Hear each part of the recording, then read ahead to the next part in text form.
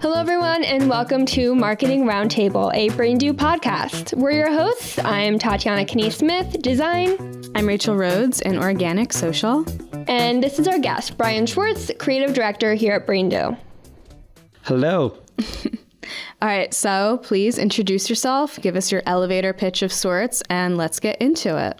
Hi, I'm Brian Schwartz, Creative Director at BrainDo, where I focus on the creative and user experience initiatives with BrainDo's client base while trying to lead the ambition of BrainDo being the leading in interactive consulting. Nice. So we are actually celebrating BrainDo's 10-year anniversary this year, and you are one of the oldest employees who've been here for about 9 years, Age? right? Oh. No. Time at company. But kind of dive into that. How did you come to be at BrainDo, and what have you been up to these past 9 years? It's been great. You know, that achievement of this company becoming 10 years is a really, really great thing to be a part of. When I first started almost 9 years ago, it was just 5 of us. It was really scrappy. But like everyone had the same ambition to succeed. And it was a grind, and it was awesome. And what we were able to achieve in the last 9 years is really great.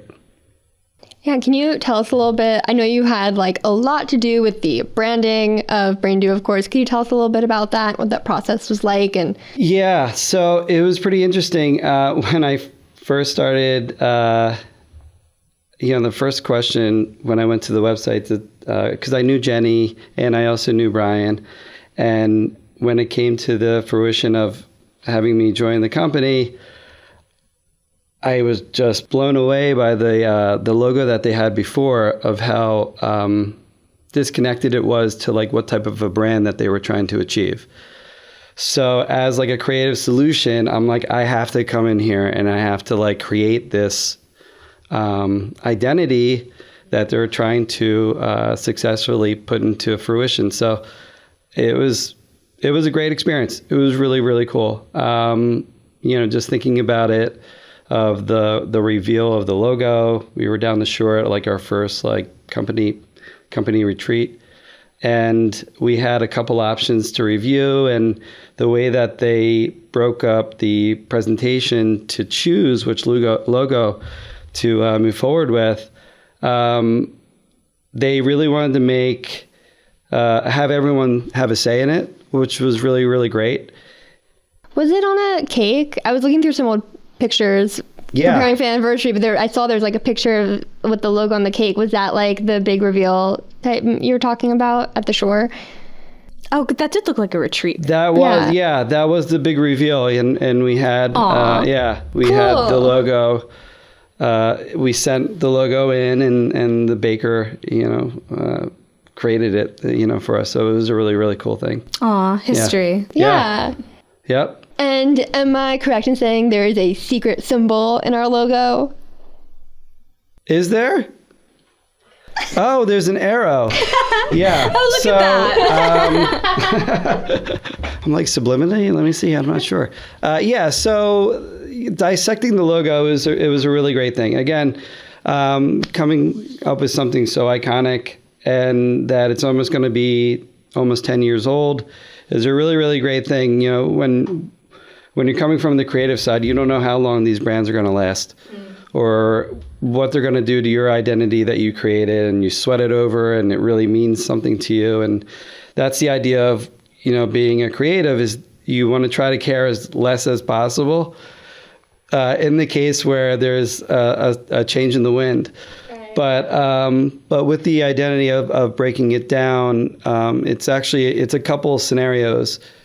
So with the idea of the arrow and moving forward, it's the idea of brain and do, that it's the thinking and implementation. So it's forward thinking. And then it's also an abstract form of the two letters of the B and the D. So, it kind of all worked out. Yeah. I think it's like a perfect logo. Like sometimes when you have a creative brain, you look at other pieces of creative and logos out in the wild and you're like, how would I tweak that? I would change that just a little bit. And, I don't have any of those feelings with our logo. It's so great as is. Yeah. Yeah, I'm happy with it. Thank you. Yeah, no problem. So how did you kind of come to be in this field? Did you always know kind of growing up or going into school that you wanted to be in design in some capacity? Or even fine art or anything artistic? Yeah, I always had a art background. Even as a child, I would take art lessons, in the neighborhood, and my mom would always send me, and it was great. I really enjoyed it. But I actually wanted to get into landscape architecture. Ooh, really? And yeah, it was always appealing to me of just, that level of success of, if you're putting the proper shrubs in the house or, outside of the house and just decorating your house and, everything looks so pristine and there's like a level of success. And I grew up in the suburbs of Philadelphia, so with a lot of trees, which was like, it was horrible because I always had to like rake the leaves. Oh, yeah. But there was that level of success, which, is kind of ingrained in my head as just like hard work. And, it's just one of those things that to make sure that your property looked as great as, as it could be. So you had to make sure that the shrubs look good in the hood. And, that was always appealing to me, to be outside and to create these really beautiful places. The problem was I had to take chemistry. Really? And I was horrible at it and I was failing it. And I'm like, maybe this just is not for me. So I fell back and took more graphic design classes and I went to school for graphic design. Yeah. Chemistry. So this is at the college level. They're making you take chemistry for... Yeah, I was like, this is, yep. That's wild. Silly. Yeah, I'm like, I'm not going to pass this. I goodness. got to make a switch. Yeah. So I pivoted, but there was, I always took art classes and it's always been close to me. Both sides of the family have an artistic skill. And so, yeah, here I am. Yeah. Recently when I was on LinkedIn, actually, it was saying 2 employees went to UArts. And I thought you went to PAFA. No, I did not go to PAFA. I went to Huston School of Art where there was, it was located at 12th and Market. 150 students, and there was 2 majors, graphic design and fine arts. And it was an interesting place because as much as an artist as I am, I can't stand arts and crafts. Like, just getting your hands dirty, it's enough already. Like, I can't do that. Cleaning up that mess and, the fine arts aspect was never fully there. But I loved graphic design, shapes, colors, typography. It really spoke to me. And to think about doing that from, a commercial level and even artistic level is just really, really great to be able to, work with that form of communication. So, but I went to Huston School of Art to major in graphic design, and then I took classes at University of Arts for interaction design. So, I was Center City. Yeah. It was great. So then after graduating, what did your journey kind of look like before arriving at BrainDo? So graduating right from Huston, I started working in a pharmaceutical advertising agency. Oh, there's a lot of those in Philly, right? Yeah. It was big in Philly, and it was called Dorland Global. And I was there for just about a year. The great thing that I actually used to do during college was a lot of internships. And I was a really big advocate about that because I didn't know where I wanted to be. Yeah. I like graphic design. I love advertising design. Digital design was appealing to me. So I always had these like different avenues of design that I really appreciated. And, through various internships, I was able to kind of figure out my path. And then also Dorland, gave me a nice offer. And I took that. But then I realized, a year into it, I was like, this is a really dry scenario. And I'm not knocking the space because I think the healthcare industry completely changed. And we do have healthcare clients, and it's, I think it's more about the subject matter and then also like how we can turn creativity into something functional much easier than it used to be back then. So I think, starting out in 2001, just being able to produce, great creativity, whatever the product may be, we've came a long way. So it's great, whatever genre of business you'll be in, because I have friends in the industry and they love healthcare. They're really providing value and they got into it. But as like a 20-something kid, I was like, this is a tough one to digest. Yeah. So, yeah, sure. But moving on to there, I worked for this company, which was more graphic design, and we worked with a lot of consumer product goods. So that was great because I was really able to use my graphic design abilities, color, typography, shapes, like everything was just always in play. We did a lot of packaging and point of sale. So experience design was like a really, really big thing. We had a client, Kraft and Nabisco, that we would work with. And it was a really great experience because we had to target the kids as like the end user because they were eating the food, but we had to speak to the parents. So to have that challenge of having this multiple user for the specific product was a really interesting thing at such a younger age in the industry. It was a really great experience to be able to learn a lot of the principles from a design perspective. It was a great experience.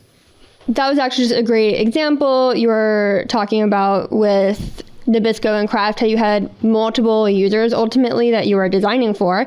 And that's actually one of our next topics we wanted to talk about. So while we've already touched on it, can you please explain what the concept of designing for a user or audience is for those listening or watching who might not be as familiar with it? Sure.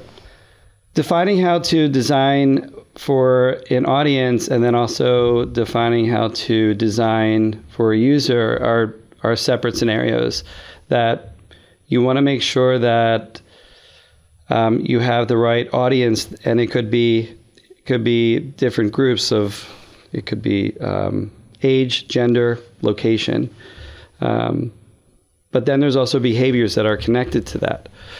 And whatever those behaviors may be, those are all considered into designing for a user, because the user could be using something on a device, laptop, outside waiting for a train, gathering information from when they're getting money from the ATM. All these different scenarios consider these two sections of an audience and also a user.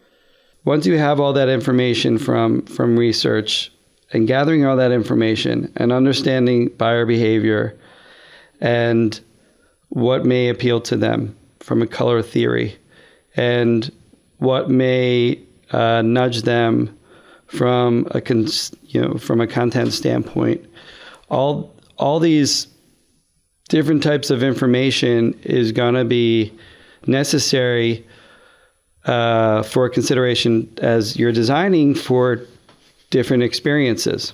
And these different experiences could be it could be digital, it could be print, it could be traditional signage to building a mobile app.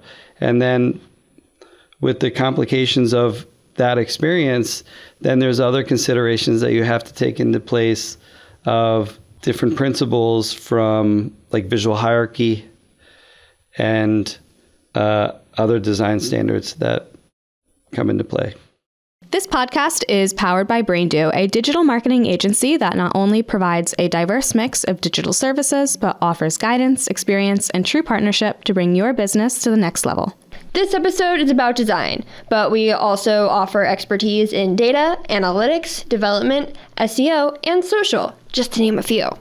We've worked with businesses on every level, from local operations to Fortune 500 companies across a variety of industries. We have experts to help strategize and execute your digital marketing needs, no matter what step in the process you're at. We're there for you. Wireframes to paid campaigns. BrainDo, experts in everything digital. Please reach out today to learn more about how we can help your business grow. So something I recently saw on LinkedIn, which I don't think is a new thing that's happened. It's just new to me, having recently seen it on LinkedIn this past week. There's this brand called Pedialyte, and they have this product.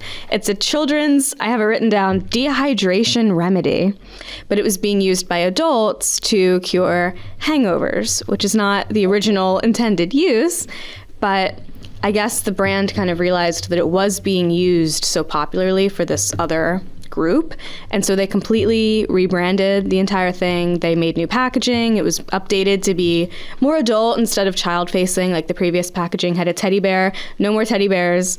Adults with hangovers don't want to look at teddy bears. There was bigger attention given to electrolytes in the copy, and they changed the flavor, which was just plain old ordinary child-friendly grape, to much more exciting, electric, cooler, edgier iced grape. So that's an example I saw recently, which I didn't know. Like all the things you're saying, I don't know all that background. I just saw that a product was changed to reflect this new kind of audience or user base that came up. And Right, like organically. Yeah. Yeah, it's a great product. Personally, for me, the way that I see this this whole experience with Pedialyte is, what I love about it is the nostalgia of it, because it's such an old product. Is it? Yeah, something I think they came out in like the 60s or something. Really? So the idea of that, it's really helpful for kids, and then it does cure a hangover, is like perfect. But like, they probably did some testing and made it seem like it was more edgier in the line of Gatorade, maybe. I don't even know. It does. It looks a little more like a sports drink now or something. Which is it's great, because when you're doing that much activity, you're definitely going to get dehydrated. So it is going to be helpful. Yeah. But there was something about the pureness of the product itself, and that it worked. So why change it? Because there's like a whole world of people buying things just preferably out of nostalgia. So there's that idea there. That's true. Like, how many brands do you reach for just because that's what you grew up with?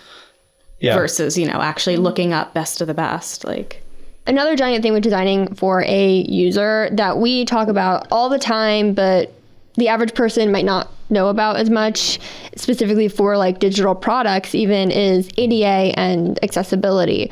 Can you explain a little bit about what that means in digital spaces? Yes. So when we create products and experiences, we need to make sure that they're functional. Not only like immersive experiences and just pushing content along. We need to make sure that that it's actually functional for all different types of users. And some of these users may have some different disabilities. Some of the disabilities could be vision. It could be other physical disabilities of usability with these products. So there's all these guidelines to follow to make sure that you're achieving this level of success, or this level of success that a user is going to be able to interact with any of their disadvantages in mind. Are we starting to see, I feel like I'm not too in the space, and social, but having worked with you two, I am now more aware of ADA things. Are we starting to see more sites and pieces of content penalized for not being ADA compliant? Like, there are definitely specific things. Sued. Yeah, it's like way more intense and important for like different companies depending on what's on your site and what you're dealing with, working with, if it's legal especially. On other sites, it might not be as intensive. You also have different levels of ADA. So you can be AAA compliant or AA compliant. And then there's also like different ADA compliance, like as Schwartz says, covers so many things. And it actually is like really difficult to break down these guidelines specifically. There are agencies that like super, super specialize in it. We definitely do. We aren't like necessarily a specialized agency. Obviously we do a lot of stuff, but we do work with ADA compliancy. We do always recommend it to our clients. Yeah, sure. Definitely sometimes you get clients who are like less interested in it because it is restrictive with colors particularly. That's something we often run into, like, because color contrast is really important. Yeah. That's mostly what we run into with design, as well as kind of standards around like sizes of things to be able to click. But then there's also a lot that development would do, which we don't touch on as much. But yeah. I do find myself wanting to use the captions on TikTok with the pink, which is only one pink and it's a pale pink with white text, because I think it's pretty. Yeah. But having worked with you two, I know that's not ADA compliant. Yeah. Pastel pink. Yeah.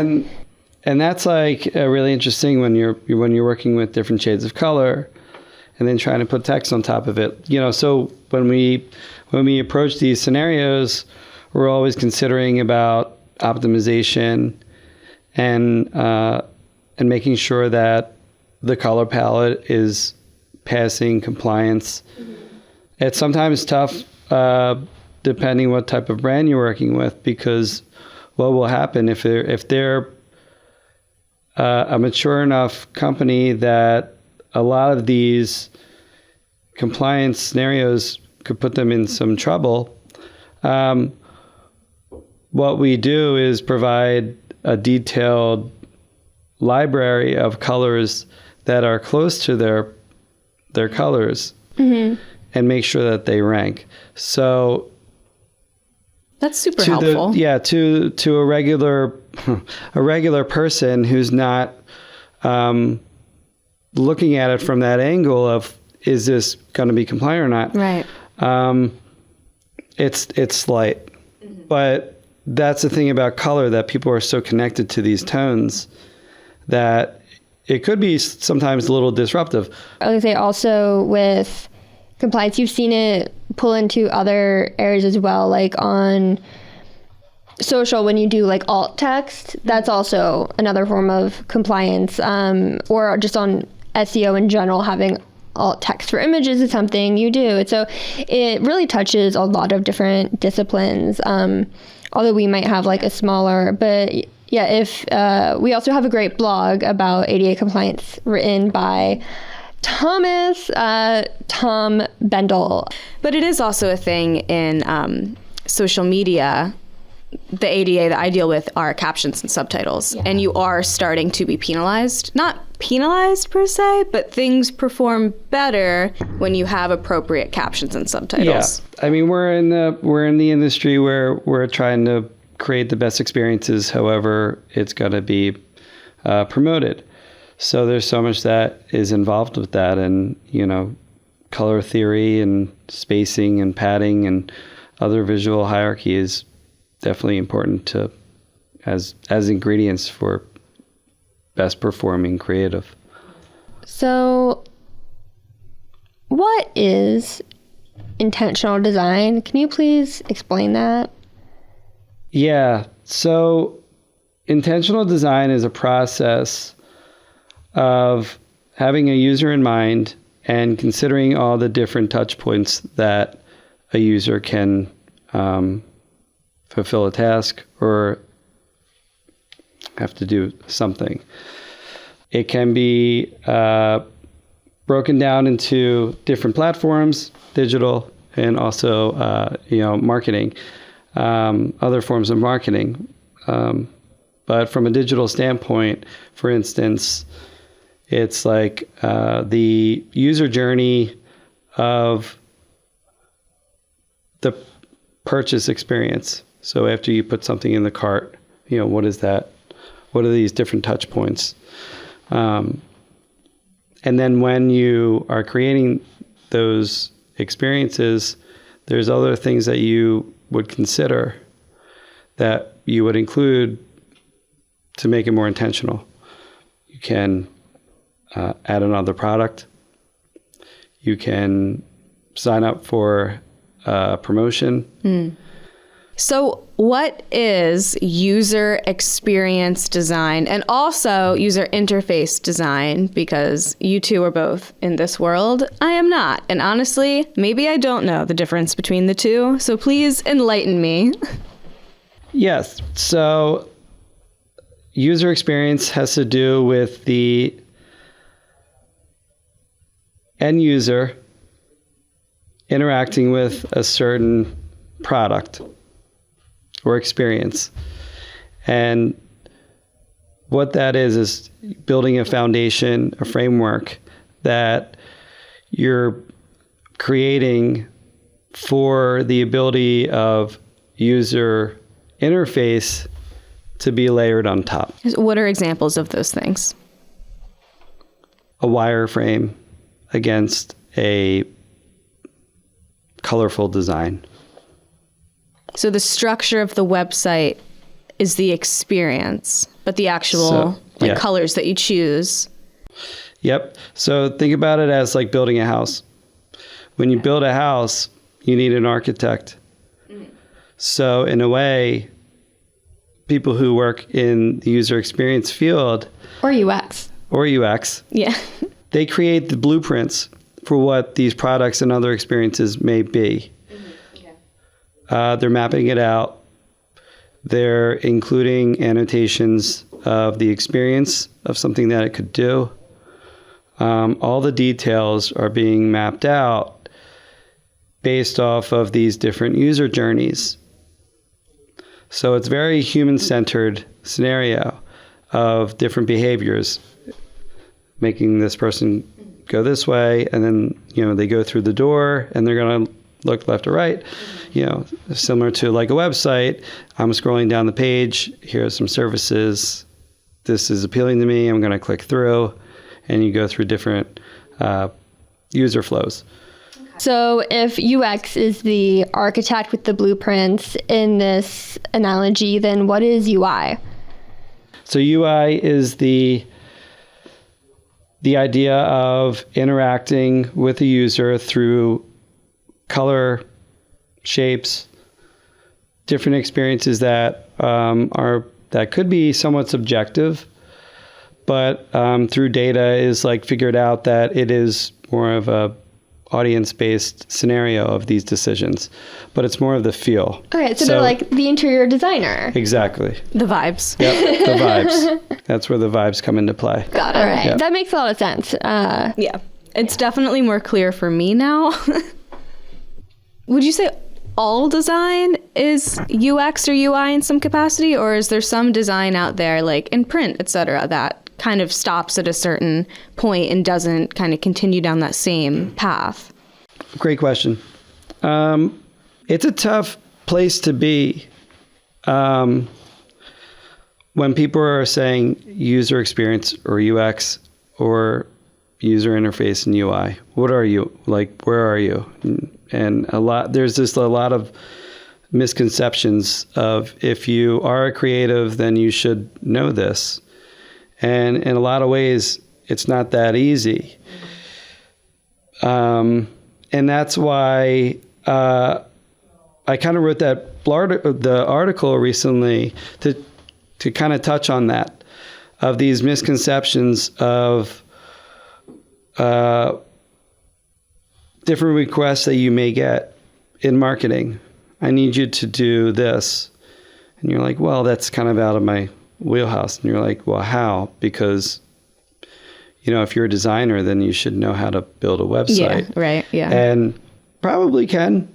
But there's a lot of things that should be considered that are actually pulling a lot of standards from graphic design, using shapes, again, color, typography, spatial relations, grouping. So there is this fine line that when it comes to just an experience in general, what types of things can you do to kind of achieve both ends? What is something, or I guess it really could be a first impression with any sort of digital product. How do we deal with first impressions? Like, what are some of our goals here to like keep somebody on a site using design? Yes. So what you want to consider is actionable content, perfectly positioned call to actions. The content is using specific character counts, so you deter a user from any decision fatigue. Because the one thing that what we're trying to achieve is be efficient with their time, with users. And again, going back to these different ingredients that include the purpose of what you're trying to achieve, building this architecture for engagement, and then also considering, these different visual hierarchies. It's really important to use that from a time efficiency standpoint and making sure that you're deterring any opportunity for decision fatigue. Yeah. Can you elaborate more on what decision fatigue is? Because I think that's a super interesting concept that makes so much sense when you hear it, but you might not put it in so many words. Yeah, Everybody's busy. We all know our attention spans are. Yeah, totally. We're always talking about scannability. How scannable is it? Right. No one wants to read like they used to read. Everybody has things doing. Everybody's thinking about something else while doing, one task. So how can we present the information in a way where it's really digestible and they know exactly what they need in a certain amount of time, and they know where to go next? So that nudge theory, we're providing them the information that they need to interact with. What can we do to make them click? And we asked in the previous episode with Ron, our VP of SEO, where SEO and UX kind of marry, where they meet. And that sounds like that's where it is. You want to make sure people are staying on the right page and you're guiding them to click the right spots at the right time. Yeah. I love working with Ron. He has this marketing mentality where the user and the audience is just based on the couple years that I've worked with him, is that he also comes from a user-centric standpoint. So to be able to produce the work that we need to do on the design side and the UX side, it's been so much easier to be able to fulfill some of these scenarios because he approaches it a different way. And it has to do with this crossover of SEO, online performance, what people are searching for. And then also, how can you articulate that in an engaging way? So it's been a really great experience working with him. Something I was thinking of when we kind of broached visual hierarchy, I think there's like a really clear example that you can use specifically in how we lay out our buttons. Like, you literally have a primary button and then a secondary button and then a tertiary button. Like, it counts down. You have your like types of font styles. You have your H1, H2, H3, and they all progressively get like less important. So you can almost like map things out like very easily what your hierarchy is. An H1 with, a primary button, that's major attention. And then it goes down from there. So like it's actually like really structured. I mean, in literal. It's like a literal visual hierarchy. Yeah, that's definitely a joke I've seen a lot on social media, like a UX designer joke. Someone's like, yeah, but I think H3 would look better. And it's like, yeah, I agree it would. Right. But we cannot, like for SEO purposes, for these decision purposes, it has to be like H1, right? That is a challenge. And that's where a lot of the design perspectives, listen, when it comes to like just artists in general, people want to break the grid. People want to do things on their own.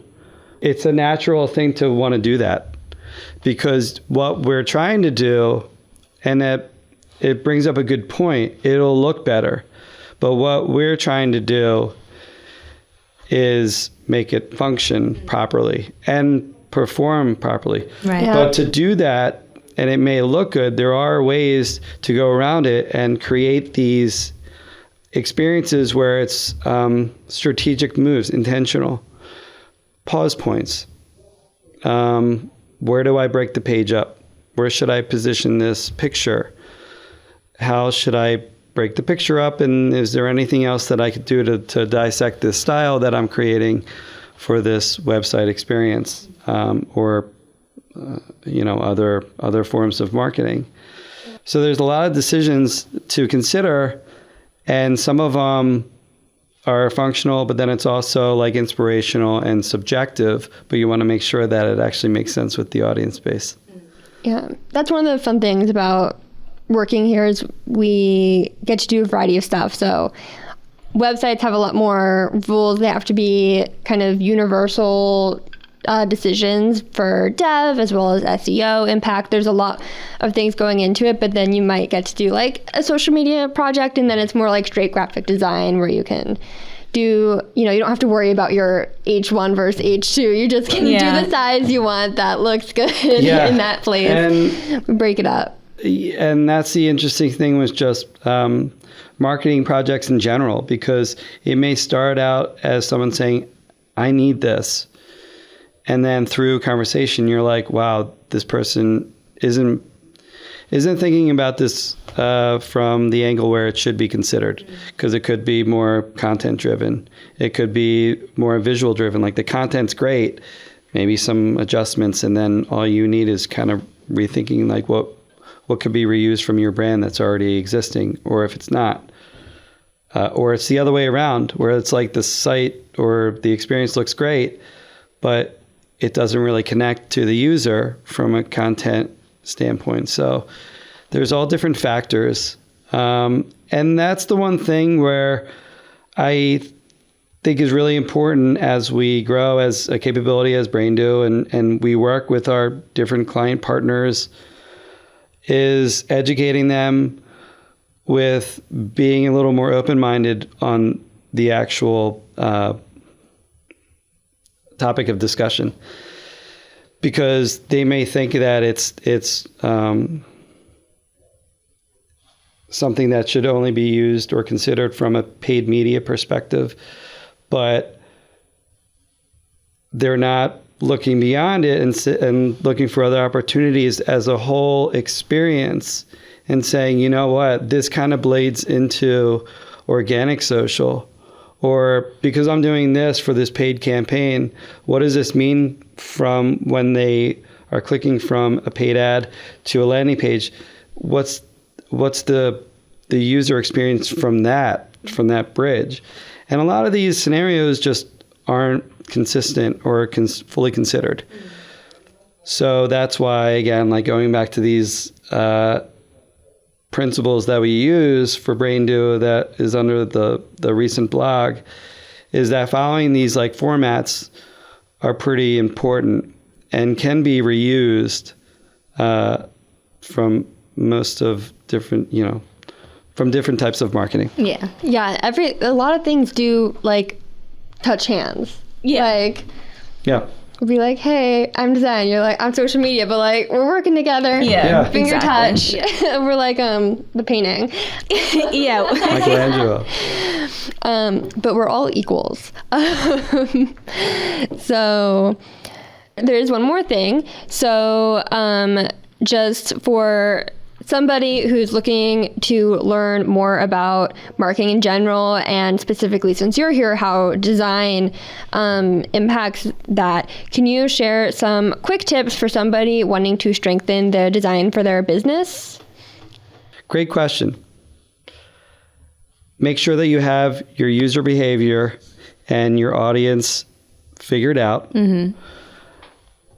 Taking the consideration of intentional design and having a purpose of the different experience that you're going to be offering, if it is a website. Right. Are you driving to a sale, newsletter sign up? What's your goal? Then the last one is you want to consider the feeling aspect of it. How to incorporate color, how to incorporate shapes. Using those shapes and colors and typography and imagery to your advantage, where you can make it really immersive and just, keep the user in mind that they don't have a lot of time to spend with you. So how can you do it in the most efficient way? And, it's an interesting thing because it doesn't always, the way that we do this, it helps to have a really sound team of not only just design, but it's SEO. It's people who deal with like the optimization aspect of it. Yeah. Yeah. You're not isolated. You need that team effort. So, and that's the thing with like online marketing in general, that there's so many different facets that are considered to have the best experience. Yeah. Well, this has been great. Thank you for talking with us, as if we don't talk to you for like hours a day every day. This was in a different room with lots of production. So hope you enjoyed it, mixing it up. So you can follow us, BrainDo, on Instagram and TikTok. You can connect with us on LinkedIn. You can also connect with Mr. Brian Schwartz on LinkedIn. And please follow the podcast. If you're watching on YouTube, please consider subscribing or leaving a comment. If you're listening on an audio streaming platform, maybe leave a review. We love that. And check out our services on our website, please. Next episode, you'll get to learn about the ever-changing world of organic social media with me, our favorite co-host, my favorite co-host. I love social. It's what I do all day, every day, for fun and for work. And I'm being serious about that. So yay, can't wait to talk more about social. It's going to be a deep dive into our minds. All right. Thank you again. Yes. Thank you, Schwartz. And that's a wrap. We'll see you next time on Marketing Roundtable.